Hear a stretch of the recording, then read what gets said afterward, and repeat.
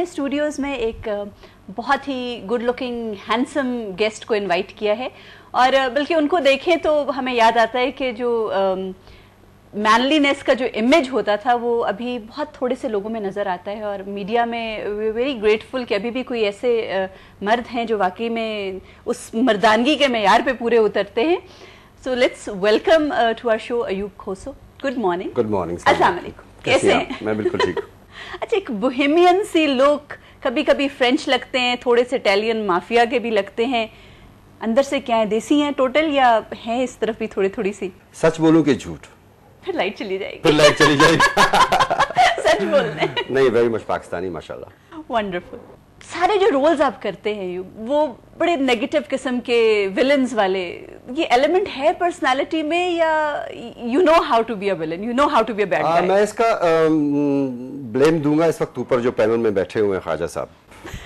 خواجہ صاحب اور اسپیشلی پاکستان ٹیلی ویژن، جو کہ ایک میری مدر آرگنائزیشن کہہ لیں، مدر چینل کہہ لیں، جنہوں نے ہمیں سب کچھ سکھایا، چلنا سکھایا، بولنا سکھایا، ایکٹ کرنا سکھایا، سارا کچھ.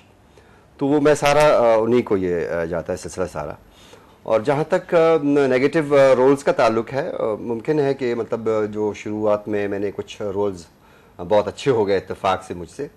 مجھے تو بالکل یہ بھی نہیں تھا معلوم کہ ایکسپریشنز کیا ہیں اور مووز کیا ہوتی ہیں، لیکن جس طرح سے انہوں نے مجھے سب کچھ سکھایا اور اس کے بعد پھر انہوں نے اسی کو آگے لے کے چلے. لیکن میں نے بڑے پازیٹیو رولز بھی کیے. حال ہی پچھلے دنوں میرا ایک سیریل چلایا چینل سے، دروازہ کے نام سے، تو اس میں بڑا پازیٹیو. لیکن ایکٹر کے لیے یہ کوئی پابندی نہیں ہونی چاہیے کہ وہ صرف اور صرف ایک مخصوص کریکٹرز میں وہ کام کرے.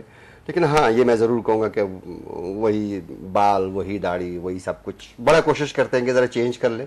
لیکن چونکہ آج کل آپ اتنے پھنس جاتے ہیں کنٹینیوٹیز میں، مختلف سیریلز میں، مختلف ڈراماز میں، کہ وہ آپ کو گیپ بہت مشکل سے ملتا ہے کہ آپ ایک چینج دے دیں، آپ کو ایک اور طرح کا کوئی کام کریں. اچھا، ڈرامے کے حوالے سے تو لوگ آپ سے کرتے رہتے ہیں انٹرویوز، باتیں وغیرہ سارا کچھ. آج ہم بڑے اور سے، ابھی آپ کے آنے سے پہلے یہ ڈاور ہے بائی دی وے، اور یہ تھیٹر بھی تھوڑا بہت مزے کا کرتے ہیں ماشاءاللہ. تو ان سے ہم ینگسٹرز کے حوالے سے بات کر رہے تھے کہ بیچ میں بڑی انکنونشنل سی اس نے حرکت کی، پڑھائی چھوڑ دی اور ٹوٹلی اس فیلڈ میں چلے گئے. پیرنٹس کافی فرسٹریٹ ہوئے، اور یہ جو مختلف ادوار ہیں ینگسٹرز کے and living your proper studies, اس حوالے سے آپ کی بھی ہم کہ آپ میچور آرٹسٹ، جو آپ ایک پروفیشنل ہیں اس ایریا میں، کیا کہیں گے کہ چھوڑ دینا چاہیے ینگسٹرز کو ان کے حال پہ، انکنونشنل فیلڈز میں بھی اگر وہ جانا چاہتے ہیں، یا کنٹرول رکھنا چاہیے پیرنٹس کو؟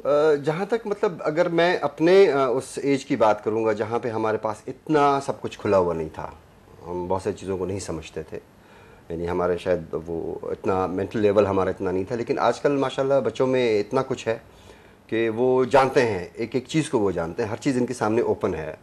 وہ زیادہ بہتر سمجھ سکتے ہیں کہ کس فیلڈ پہ کتنا ٹائم لینا چاہیے، کس طرح سے اس کو آگے لے کے جانا چاہیے. تو میرے خیال سے اگر وہ جس طرح سے چاہتے ہیں ان کو اس طرح سے چھوڑ دیا جائے تو بہتر ہے. زندگی کو اگر آپ سم اپ کریں تو سکسیس کی ریٹنگ اسکیل آپ کیا کہیں گے؟ پیسہ ہوتی ہے یا انر سیٹسفیکشن ہوتی ہے؟ دیکھیے، سب سے پہلے تو ایک انر سیٹسفیکشن ہے، وہ اس کو تو آپ ڈینائی کر ہی نہیں سکتے ہیں. اگر آپ کے پاس بہت سارا پیسہ ہے تب بھی اگر آپ کے پاس انر سیٹسفیکشن نہیں ہے تو آپ اپنے آپ کو کمپلیٹ نہیں سمجھتی ہیں.